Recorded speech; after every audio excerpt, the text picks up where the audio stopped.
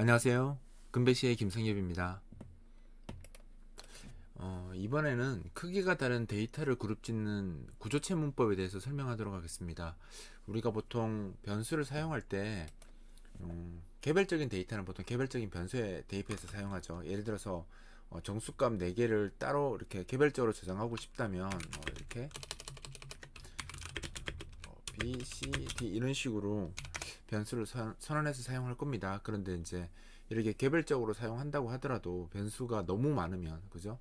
한 100개 정도 된다라고 하면 이렇게 선언할 수 없죠. 그래서 그렇게 많은 양의 데이터를, 그러니까 동질의 성격을 가진 많은 양의 데이터를 한 번에 그룹해서 관리할 때 사용하는 문법이 바로 배열입니다. 그래서 만약에 이렇게 정수값 4개를 쓰고 싶다면 지금처럼 A, B, C, D 이렇게 4개 적어도 되지만 이렇게 배열 문법을 사용해서 그룹해서 이렇게 그룹핑해서 써도 되죠. 이렇게 써도 됩니다. 그런데 이제 이렇게 쓸 수 있는 전제 조건은 뭐냐면 같은 크기의 데이터를 그룹 짓는다 할 때 쓸 수 있는 게 배열의 기술인 거죠. 그런데 만약 예를 들어서 세 개의 데이터가 있는데 각각의 데이터가 다 이렇게 크기가 다르다라고 가정을 한번 해보겠습니다. 그죠? 이렇게 이제 변수명이 달라졌다고 한번 변수의 성격이 달라졌다 볼게요. 그러니까 E라는 변수는 1바이트고 F는 2바이트, G는 4바이트 이렇게 세 개의 변수가 다 크기가 다를 때 이것은 어떻게 그룹 지을 것이냐라고 생각하면 그냥 쉽게 생각하면 나뭐 크기 별로 상관하지 않아 라고 하면 사실 이렇게 적어도 문제는 안 되죠. 왜냐면 이렇게 되면 세 개 중에서 제일 큰 값인 인트가 제일 크잖아요. 인트로 세 개 저장하면 사실 해결됩니다. 이 세 개를 굳이 뭐 다른 타입으로 할 필요가 없으니까. 근데 이제 이렇게 되면 정확하게 이야기하면 요거는 이제 1바이트, 2바이트, 4바이트니까 7바이트의 메모리 공간을 쓰는데 지금 이렇게 int 템프로 해버리면 12바이트의 메모리를 쓰는 거죠. 사실 얘가 4 곱하기 3이니까 12바이트를 쓰게 됩니다. 내가 원하는 건 지금 이게 7바이트의 메모리만 있으면 되는데 12바이트 메모리 좀 쓰는 건 그렇다라고 하면 사실 배열로 그러면 크기가 다른 데이터를 그룹지지 못하느냐, 꼭 이렇게 제일 큰 걸 기준으로 이렇게 그룹해서 메모리를 낭비해야 되느냐라고 이제 이야기하시는 분들이 있는데 사실 포인터를 조금 이해한다면, 그죠? 포인터의 주소 접근 방법을 좀 이해한다면 배열로도 얼마든지 저 7바이트 메모리를 쓸 수 있도록 할 수 있습니다. 제가 한번 예를 들어보면 이런 거죠. 템포 변수를 선언할 때 지금처럼 인트로 선언하지 않고, 그죠? 이렇게 하면 7바이트입니다. 그죠? 캐릭터가 7개니까 이거 7바이트.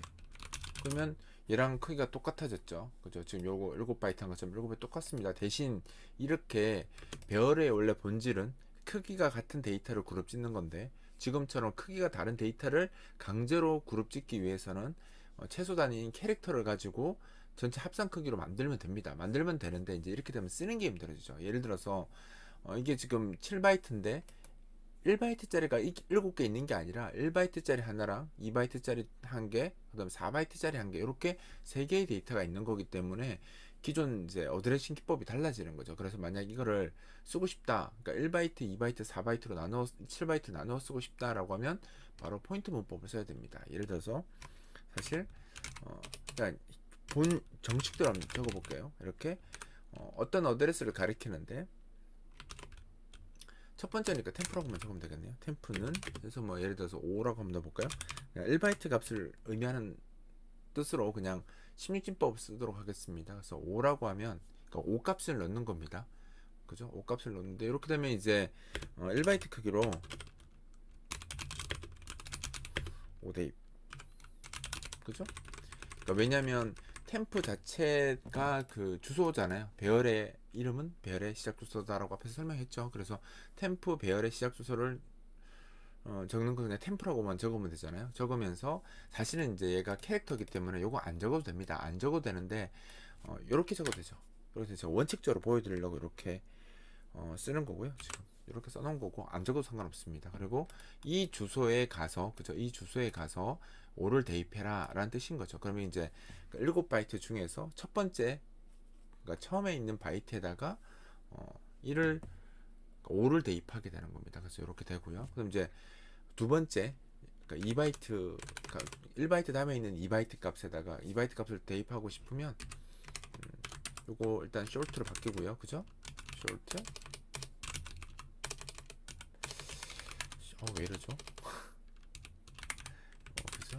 바꾸고 여기 뒤에다가 주소는 어차피 캐릭터니까 1씩 증가합니다. 더하기 1. 그러니까 첫 번째 바이트에는 이미 1바이트 값을 내가 기록했으니까 오버라이트 하면 안 되니까, 이제 덮어쓰기 하면 안 되니까 한 바이트만큼 더 건너간 주소에다가 값을 대입할 건데, 거기다 제가 0x 1, 2, 3, 4 이렇게 대입할 겁니다. 그러니까 2바이트 크기로 얼마입니까? 0x 1, 2, 3, 4 이렇게 대입하겠다라고 이렇게 코드를 쓴 겁니다.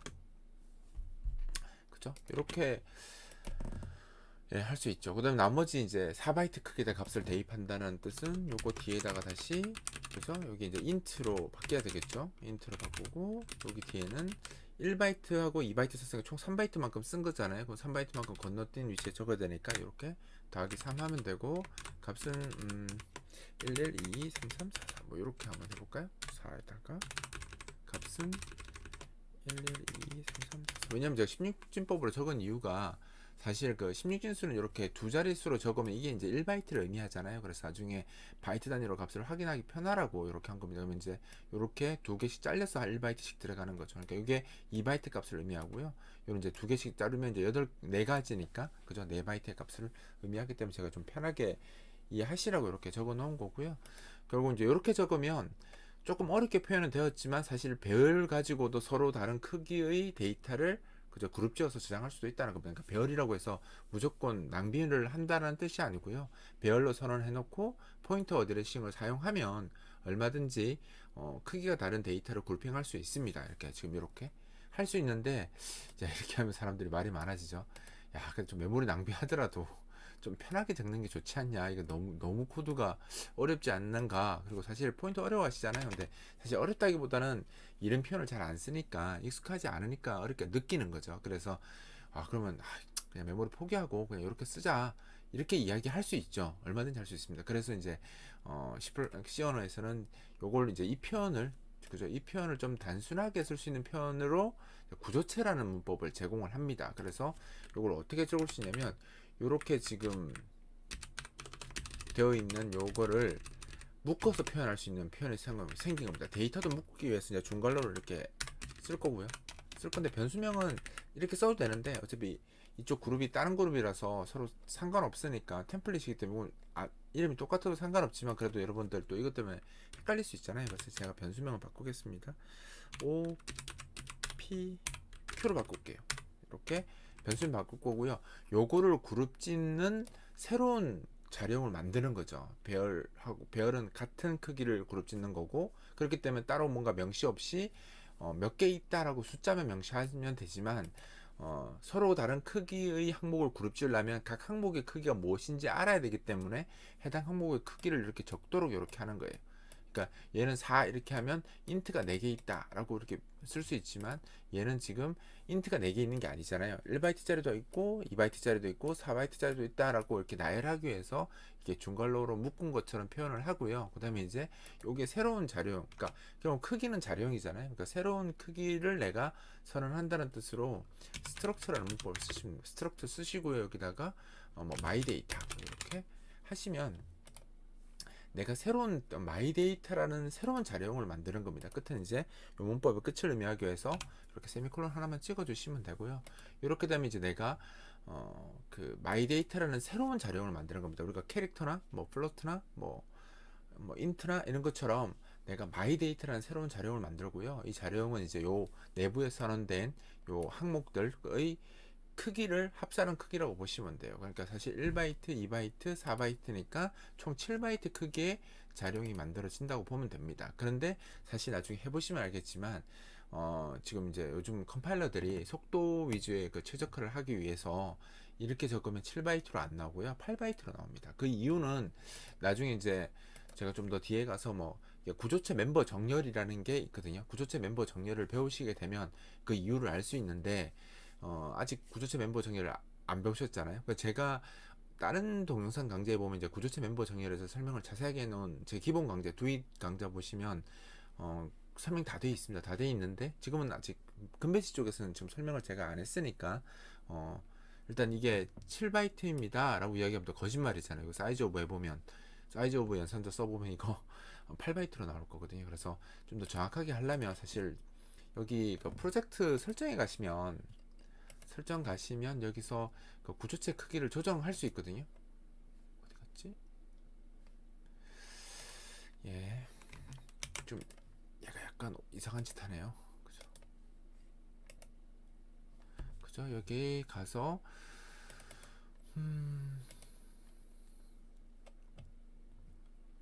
어디 있죠? 구조체 멤버 정렬. 그쵸? 구조체 멤버 맞춤에 보면 기본값으로 되어 있거든요. 구조 멤버 기본값으로 되어 있는데 이 기본값이 사실 8바이트, 이게 기본값이 8바이트예요. 그래서 8로 설정된 거나 똑같거든요. 그래서 8의 배수로 작업을 하도록 되어 있습니다. 그래서 이게 크기가 7로 나오지 않습니다. 근데 그 규칙에 대해서는 좀 더 아셔야 되는데, 저기서 이제 1바이트로 바꾸면 그 구조체 멤버 맞춤을 1바이트로 맞추면 이 값이 이제 정확하게 7로 나옵니다. 근데 그렇게 하면 또 헷갈리실 수 있으니까 제가 전처리기로도 좀 알려드리면, 제가 최근에 블로깅을 했었는데 우리 시언어 전처리기 중에 프라그마 커멘트라는 프라그마라는 그 전처리기가 있고요. 팩이라고 쓰시고 여기다가 1이라고 적어 주시면 이게 뭐냐면 현재 지금부터 나오는 그 구조체 선언에서 구조체 정렬을 1바이트 기준으로 1바이트 정렬을 사용하겠다라는 뜻이 됩니다. 그리고 이거 이제 딴 거에 영향 미치고 싶지 않으면 요거 하고 나서 다시 원래 기본이 8이니까 8바이트로 다시 재조정해 주시면 되는 거죠. 그러니까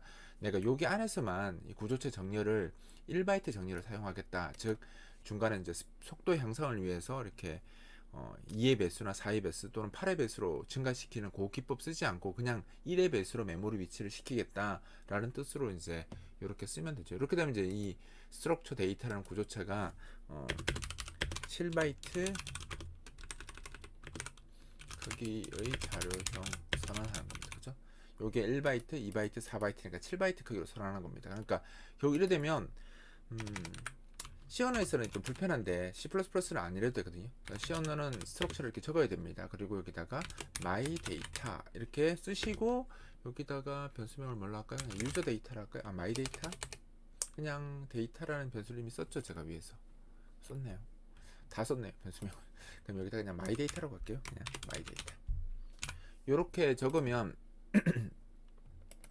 요 변수의 크기가 7바이트가 된다는 뜻입니다. 그러니까 기존에 내가 1, 2, 4로 증가하는 그 데이터 크기가 아니라 나만의 크기, 그러니까 7바이트 크기의 자료용을 선언하는 거죠. 이렇게 선언하게 되고요. 그러면 이제 이렇게 값을 대입했던 것처럼 얘도 쓸 수 있느냐? 쓸 수 있습니다. 어떻게 쓰면 되냐면 이렇게 점 쓰고 여기 O 있죠. O 이렇게 선택하시면 여기다가 제렉스0 이렇게 쓰면 이제 1바이트 크기로 첫 번째 항목의 값이 대입되는 거죠. 그러니까 메모리 구조상 얘랑 얘가 똑같고요. 여기 지금 둘이 메모리 구조는 똑같다고 보시면 돼요. 얘도 7바이트, 얘도 7바이트고 첫 번째 바이트의 값을 넣을 때 이때는 이렇게 사용했지만 얘는 그냥 쉽게 그냥 이 마이 데이터 구조 안에 있는 O 위치에다가 그죠? 이 변수 위치에다가 그죠? 요거 넣어달라 이렇게 되는 겁니다. 그러니까 첫 번째 항목, 첫 번째 7바이트 중에서 첫 1바이트에다가 5를 넣어달라 이렇게 되는 겁니다. 그러니까 의미적으로 봤을 때 이것과 이것은 동일하다고 보시면 돼요. 요거랑 동일하다고 보시면 돼요. 그러면 여기 두 번째 그죠? 두 번째 위치에 2바이트 크기로 1, 2, 3, 4 대입하고 싶다라고 하면 얘는 똑같습니다. 여기다가 my data 점 하고 p라고 적어주시고 는 해서 0x 1, 2, 3, 4 이렇게 하면 이제 그러니까 이 위치, 그러니까 두 번째 항목의 값을 2바이트 크기로 1, 2, 3, 4로 이렇게 대입을 하게 되는 거고요. 그럼 똑같이 한번 더 해볼까요? 마지막 위치 점 해서 Q에다가 이게 이제 4바이트 위치겠죠. 여기다가 0x 11 22 33 44 이렇게 하면 이제 세 번째 항목의 값을 4바이트 크기로 대입을 한다라는 거죠. 그러면 이런 선언하는 부분이 있어서 사실 조금 더 불편하다고 느낄 수 있지만 어차피 선언은 한 번 하는 거고 사용은 계속 하는 거잖아요. 그래서 이렇게 쓰는 것이 아무래도 초보자들 입장에서는 편하지 않겠죠. 그렇다고 이렇게 쓰면 메모리 낭비가 있을 테니까, 그럼 내가 이렇게 쓰고 싶은데 이건 너무 어렵다 라고 하면 이제 요 메모리 구조를 설명할 수 있도록 컴파일러한테 알려주는 겁니다. 이런 형태로 내가 쓰고 싶어, 이런 형태로 내가 쓰고 싶어 라고 컴파일러한테 알려주는 것이 바로 이렇게 구조체를 선언하는 거고요. 내가 사용할 데이터 형식이 좀 독특해. 그러니까 나는 1바이트, 2바이트, 4바이트 이렇게 쓰고 싶어 라고 컴파일러한테 자료형을 새로 알려주는 그 기술이 구조체라는 문법이고요. 그러니까 이렇게 쓰면 이제 7바이트 크기의 자료형을 선언하는 겁니다. 보통 실제 쓸 때는 이거 안 씁니다. 안 쓰는데 지금은 이제 7바이트라는 것을 이제 컴파일러가 인식할 수 있도록 원래 이제 구조체 멤버 정렬이라고 해서 이렇게 속도 최적화를 위해서 하는 방법인데 그걸 무시하려고 제가 그러니까 정렬하는 거 온라인 하는 방법을 이제 1바이트 기준으로 바꾸겠다라고 하는 거고 다시 풀어주는 겁니다. 8바이트가 기본이거든요. 8바이트로 풀어주는 요 전체레기를 사용했고요. 실제는 잘 안 씁니다. 그냥 바로 쓰죠. 그리고 이렇게 내가 만든 여기 내가 만든 자료형 이름입니다. 그래서 자료형 이름을 적고 여기 앞에다가 구조체로 만들어졌다기 위해서 structure my data 이렇게 적어주시면 이렇게 씁니다. 그렇게 이렇게 해서 변수를 쓰면 이제 여기 내 변수명인 거죠. 그럼 이 변수가 7바이트인 거고 쓸 때는 이렇게 적으면 됩니다.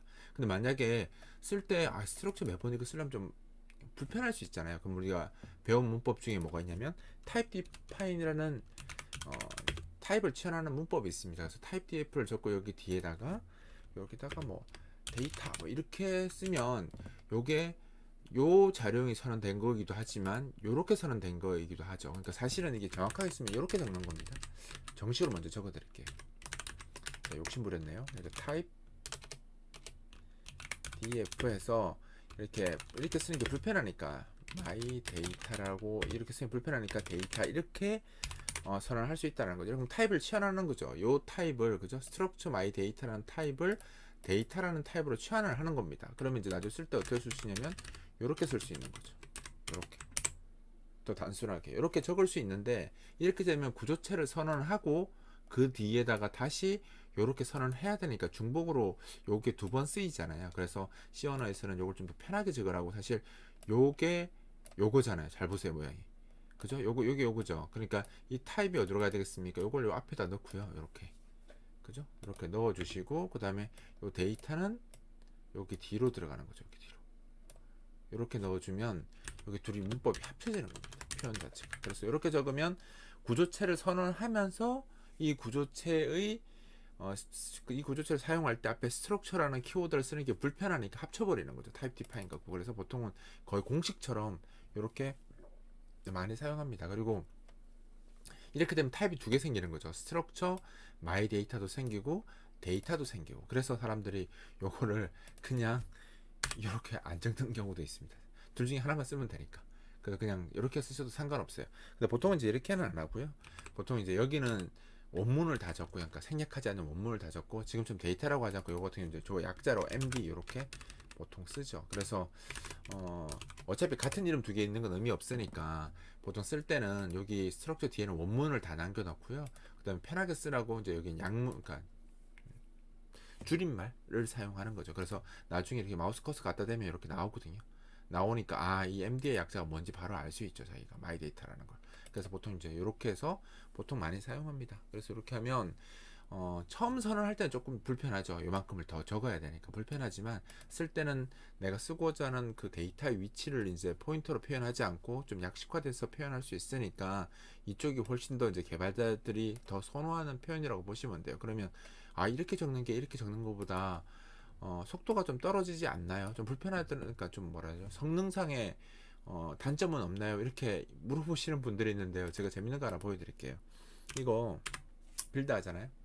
빌드 하면 여기서 이제 그 디스어셈블리 이동으로 가서 보면요. 코드를 한번 봐드릴게요. 지금 여기 보면 우리가 5대입 하는 코드 기교 그러니까 어셈블리를 바뀐 거 한번 보세요. 이렇게 나오죠. 그죠?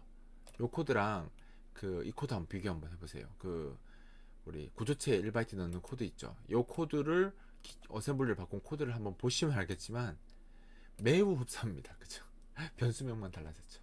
똑같습니다. 그럼 밑에 한번 볼까요? 1, 2, 3, 4 대입하는 코드 이렇게 돼 있잖아요. 지금. 그죠? 이렇게 돼 있거든요. 이거 한번 보여드릴까요? 얘도 보면 똑같습니다. 그러니까 형태만 바뀌었을 뿐이지 똑같다고 보시면 돼요. 좀 제가 내려올게요. 이렇게. 이쁘게 한 번에 안 보여주네요. 그죠? 그죠? 이렇게 한번 비교해 보세요. 똑같습니다. 이렇게. 그죠? 그 다음에 이제 마지막으로 4바이트 대입하는 것도 한번 볼까요? 4바이트 한번 보여드리면 똑같습니다.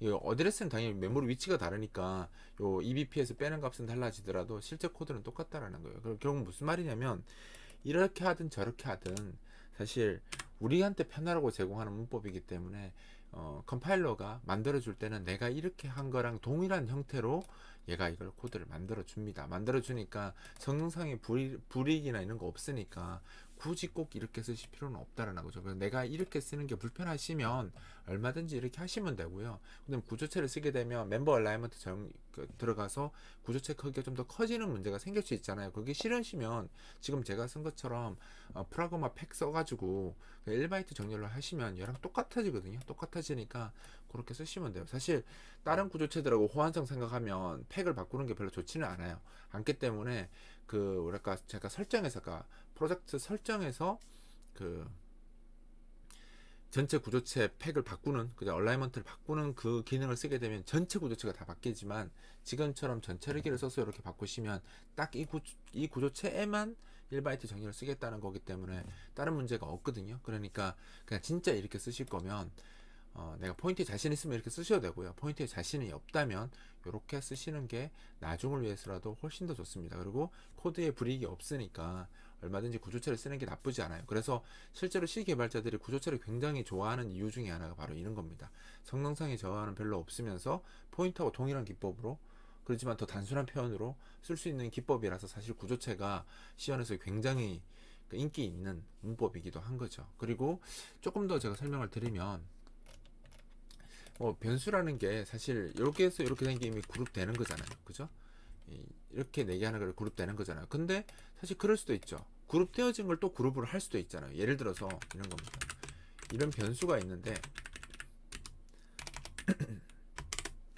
그죠? 이거를 이제 이런 변수가 있는데 이게 내가 그룹을 짓고 싶은 거예요. 이런 그룹이 이제 세 개가 더 있다고 치면 이제 헷갈리지 않도록 제가 디파인 하나 더 잡겠습니다. 디파인에서 뭐 G 그룹 카운트라는 뜻으로 그러니까 세 개의 그룹을 잡겠다라고 하면 이렇게 했을 경우 이제 어떻게 처리되겠습니까? 이제 A, B, C, D 이렇게 있으니까 요거를 이제 변수명도 바꿔야 되겠죠. 위에 똑같은 변수 있으니까 에러 날 수 있습니다. 여기다가 이렇게 변수명을 한번 바꿔볼게요. 바꿔놓고 이제 각각의 세 개의 그룹이 있는 거니까 우리가 일반 변수 썼을 때는 이제 이걸 어떻게 쓸 수밖에 없습니까? 여기다가 배열 써서 C 카운트 이렇게 해서 그죠? 각 변수를 이제 세 개씩 이건 각각의 선언된 변수니까 또 각각으로 이렇게 쓸 수밖에 없을 거 아니에요. 그죠? 그러니까 배열이 4개가 나오는 거죠. 그죠? 각 A, B, C, D가 이제 각각이 배열이 되는 거죠. 그래서 이렇게 나올 수 있습니다. 근데 불편하죠. 같은 계열이 이렇게 많아지면. 그러면 우리가 이걸 이제 하나로 그룹 짓는 기술이 배열이었으니까 이렇게 돼 있었겠죠. 근데 이렇게 돼 있었는데 이거 자체가 또 그룹 짓는 거니까 1차원 배열을 그룹 짓는 다음에 2차원 배열이 되겠죠. 그럼 이렇게 되는 겁니다. 그래서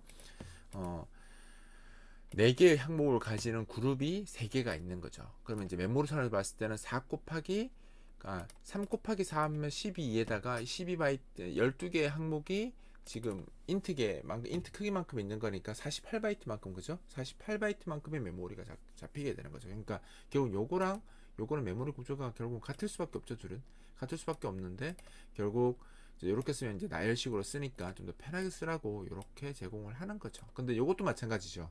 이것도 어차피 크기가 같은 변수들이니까 이렇게 쓸 수 있는데 다시 원점으로 돌아가서 이렇게 크기가 다른 변수가 있다. 이건 어떻게 될까요? 요거는 똑같이 이제 변수명을 뒤에 리스트를 붙이면 그죠? 얘도 똑같이 이렇게 걸릴 겁니다. 그룹 지으려면 이렇게 지을 수밖에 없잖아요. 그죠? 이렇게 되면 이제 얘가 되죠. 근데 이걸 이제 또 다시 그룹 짓고 싶다. 이놈들을 그룹 짓고 싶다. 얘들은 각각의 크기가 다른데 얘를 그룹 짓고 싶다. 이렇게 이야기할 수 있죠. 그러면 이제 요거 아까 원래 E, F, G를 하나로 묶음으로 해서 그룹을 지어야 되는데 지금 이거 자체가 이렇게 돼 있으면 쓰기 불편하니까 하나의 그룹을 주고 싶으면 이제 7바이트가 G 카운트 계열만큼 더 있어야 되는 거잖아요. 즉 요걸 어떻게 써야 되겠습니까? 요걸 가져가서 그룹 한번 지어볼까요? 그럼 7바이트가 그룹 카운트 개수만큼 있는 거니까 얘도 똑같이 이제 이렇게 지어야 되는 거죠. 그럼 이렇게 되면 어떻게 됐습니까? 7바이트짜리가 G 카운트만큼 있는 거니까 7 곱하기 3 하면 얼마요? 이게 21바이트만큼씩 있는 거죠. 그죠? 21바이트만큼. 아까부터 메모리 보면 엄청 저기가 아까 48바이트 있다고 했잖아요. 그죠? 요걸 만약에 이런 식으로 그룹 지어버렸다면 사이즈가 차이가 많이 나겠죠. 아, 이건 3개니까 좀 더 적긴 하겠네요. 이게 3개짜리가 3개 있는 거니까 그러면 조금 적긴 합니다. 그래도 많잖아요. 근데 지금 이 같은 경우는 이제 딱 7바이트 해서 3개 있는 거니까 21바이트만 쓰면 됩니다. 그럼 요거는 이제 어떻게 작업을 해야 되냐면, 이게 2차원 배열 형태로 됐고 세 방목이 7 요거만큼의 크기가 되는 거죠. 그러면 요 뒤에 있는 것은 어떻게, 그러니까 요거 이제 첫 번째 항목에다가 값을 대입하도록 써볼게요. 그러면 여기다가 인덱스 변수 하나 추가했어요. 그러니까 첫 번째 항목에 대입한다는 뜻으로 제가 쓰겠습니다. 그러면 요게 템프 리스트라는 것이, 그죠? 템프 리스트라는 것이, 그죠? 여기다가 더하기 1 이렇게, 1이 아니죠. 그 템프 리스트 인덱스죠. 이렇게 여기 위치에 있는 주소에 가서 첫 번째 바이트에다가 5를 대입해라, 이 뜻이 되는 겁니다. 이렇게 되고요. 그럼 요게 지금은 뭐 상관없고요. 여기다가 갈로 하나 더, 여기다가 이제 이렇게 되겠죠. 그 인덱스 위치에, 그러니까 인덱스 위치에 있는 거기 가서 더하기 위치에다가 2바이트만큼 대입해라. 얘는 이렇게 되겠네요. 그죠? 조금 더 헷갈리죠. 그러니까 2차원 배열이 되니까 2차원 배열 안에서 주소 연산을 해야 되니까 지금 보시는 것처럼 이렇게 되는 겁니다. 자, 이렇게 되면 이제 내가 어떤 위치에 가서 이제 그만큼 계산해서 이제 작업을 하면 되는 거죠. 그러니까 이것까지는 또 어떻게 이해하셨는데 여기 딱 넘어오면 와 이거 뭐야 이렇게 됩니다. 그죠? 그러니까 사람들이 막 대갈로 있고 막 그러니까 막 하면 막 헷갈리기 시작하는 거죠. 그래서 이것을 와 이렇게 욕심부리고 하셔도 돼요. 우리는 뭐 이렇게 많이 하는 편입니다. 이렇게 하는데 이거 자체도 이건 좀 아닌 것 같다, 좀 더 편하게 하고 싶다 라고 하면 말씀드리겠습니까? 여기서 이미 위에서 우리가 구조체를 선언해 놨잖아요. 그러면 요것도 당연히 배열 되겠죠. 배열 될 테니까 요거 한번 가져와서 한번 해볼게요. 그럼 이렇게 해놓고 이걸 어떻게 하면 되겠습니까? 그룹 개만큼, 그죠? 만들면 되죠. 이렇게. 얘도 똑같이 만들 수 있잖아요. 이렇게 되면 MD라는 구조체가 7바이트인데 그게 G카운트만큼 있는 거니까 얘도 똑같이 7바이트 자료형이 3개만큼 있는 거니까 얘도 똑같이 21바이트 할당되는 거죠. 그죠? 할당되는 거고, 여기에 지금 인덱스 위치에다가 값을 저장하고 싶으면 여기에 그냥 바로 그냥 여기다가 인덱스 이렇게 쓰시면 되죠. 인덱스라고 적어서 이렇게 적어주시면 됩니다.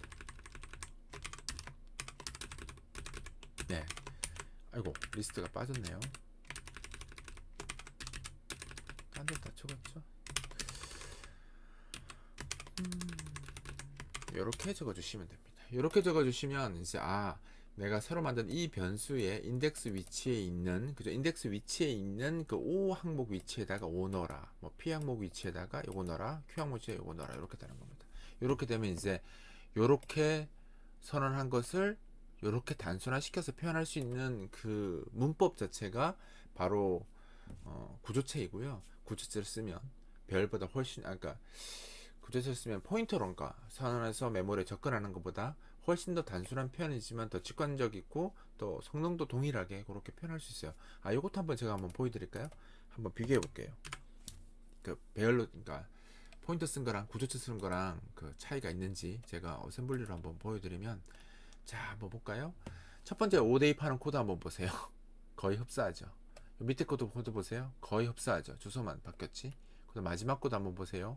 그죠? 거의 흡사하죠. 그러니까 결국은 여러분들이 어떤 걸 써도 요렇게 쓰나, 그죠? 요렇게 쓰나 요렇게 쓰나 메모리적인 입장에서는 동일합니다. 그러니까 사실 뭐 초보자들 코드에서는 별로 차이가 없으니까 여러분들이 요렇게 이해가 잘 되시는 분들은 요렇게 쓰셔도 되고요. 아니면 이제 코드 크기가 다른 데이터를 그룹 짓는 기술인 이 구조체를 사용하면 좀 더 쉽고 간결하게 내가 원하는 표현을 확실하게 할 수 있습니다. 그래서 지금 대부분의 이제 데이터 표현이 구조체로 되어 있는 이유가 바로 여기에 있습니다. 만약 이게 성능 저하가 있었다면 이런 코드는 자취를 감추고 대부분 다 이렇게 되어 있었겠죠. 근데 성능 저하 자체가 없기 때문에, 지금 제가 보여드리는 것처럼 성능 저하 자체가 없기 때문에 많은 개발자들이 이런 표현보다는 이런 표현을 씁니다. 사실 이게 어려워서 회피하는 것도 있고요. 별 차이가 없으니까. 그리고 프로그램이라는 게 다 같이 개발하는 거기 때문에 누구 하나가 잘한다고 해서 이렇게 코드를 적어 놓으면 나머지 못 하시는 분들은 굉장히 힘들겠죠. 그래서 남을 배려하는 관점에서 자기가 이걸 이해한다고 하더라도 좀 이런 코드들, 초보자들하고 같이 공유하는 코드에는 이렇게 적어 주시는 게 아무래도 더 좋을 수 있습니다. 일단 이제 아직 구조체에 대해서 더 이야기하고 싶은 게 많은데요. 구조체도 포인터랑 같이 쓸 수 있고 뭐 배열을 가리키는 포인터라든가 포인터 배열이라든가 아니면 동적 메모리 할당 이런 부분들이 더 있는데 거기까지 설명하면 내용이 너무 길어질 것 같아요. 그리고 너무 어려워질 것 같아서 제가 일단 여기서 한번 끊고 구조체 배열과 뭐죠 포인터나 아니면 동적 메모리 할당과 같이 쓰는 구조체는 제가 다음에 따로 한번 강의를 추가해서 진행하도록 하겠습니다. 오늘 강좌는 이제 크기가 다른 데이터를 그룹 짓는 구조체 자체에 대해서 설명하는 거기 때문에 여기까지 설명할 테니까 충분히 리뷰하셔서 확실히 구조체라는 그 형태를 머리에 담아 두시고 다음 강좌로 넘어가시면 됩니다. 이번 강좌는 여기서 마치도록 하겠습니다.